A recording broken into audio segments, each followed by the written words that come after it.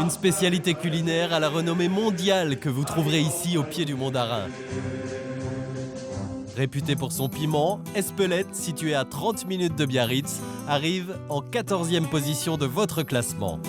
Et pour défendre le village, qui mieux qu'un célèbre rugbyman? Espelette, c'est un choix d'un village qui a su se transformer au fil du temps.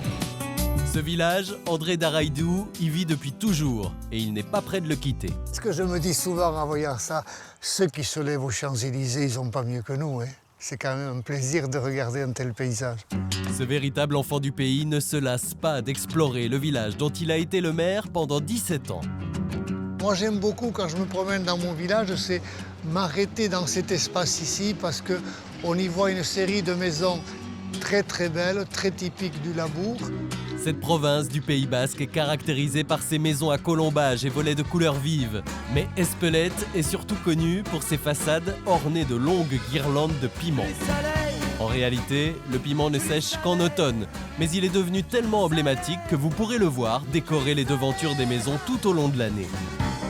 Le piment d'Espelette est la seule épice labellisée AOC en France. Une cinquantaine de producteurs est directement concernée par sa culture. Chez Marichou, productrice au village, vous pourrez le déguster comme un grand cru. Je retrouve un parfum comment je vais dire, du piment avant. Donc sur le milieu de la langue, hein, sachant que le bout de la langue est très sensible au piquant. Et donc son piquant après, qui est progressif. Savoureux. Voilà, vous avez les larmes qui montent juste maintenant. Donc il est vraiment progressif. Marichou, ce sont des larmes d'émotion.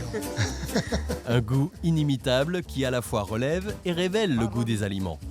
C'est vrai qu'on laisse tomber tous les autres ingrédients parce que ça permet de donner du goût à tous les plats, y compris au chocolat, puisqu'on fait du chocolat au piment d'Espelette. Donc vous voyez un petit peu la portée que peut avoir ce piment à travers notre région. Ce village pimenté a bien d'autres facettes.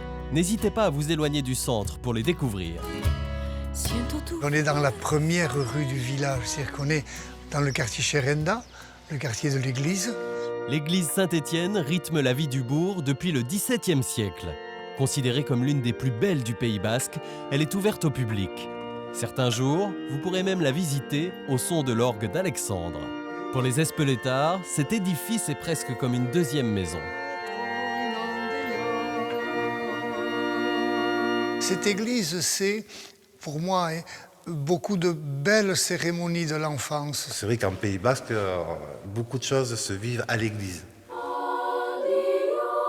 On avait sa place, sans qu'elle soit vraiment obligatoire, mais on se mettait toujours au même endroit. Alors moi, première galerie, le premier poteau à droite, là. Moi, je me mettais d'un côté et mon père était de l'autre.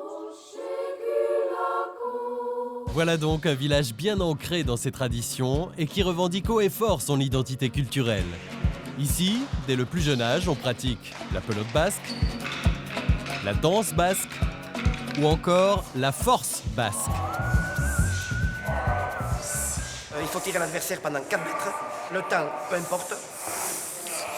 Alors il faut savoir que l'ancêtre de ce jeu-là, une rivière au milieu, et il fallait tirer l'adversaire dans la rivière. Ces impressionnants tireurs sont en représentation à Espelette tous les mercredis d'été. Ne les ratez pas.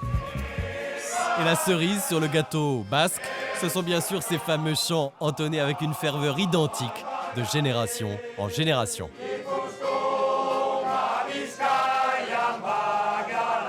Là, on est dans la beauté, la richesse de la culture basque. Ça fait un bien dans les tripes qu'on ne peut pas dire par des mots. Il y a uniquement des regards. Et avec ces regards et ces chants, je vous promets que vous êtes transportés dans un autre monde.